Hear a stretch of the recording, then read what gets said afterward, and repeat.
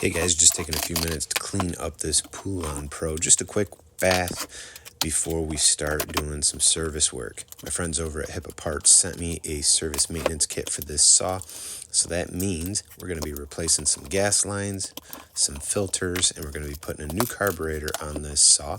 This saw's a flip for me, so once all the work's done, we're going to turn this thing over, stick it on the marketplace, and hopefully make a couple bucks. But those videos will be step by step, so if you're having issues with your Poulan PRO, starting, running, stalling, idling, those next couple videos featuring this saw should be able to help you do the service work yourself with the help of a HIPA Parts service kit.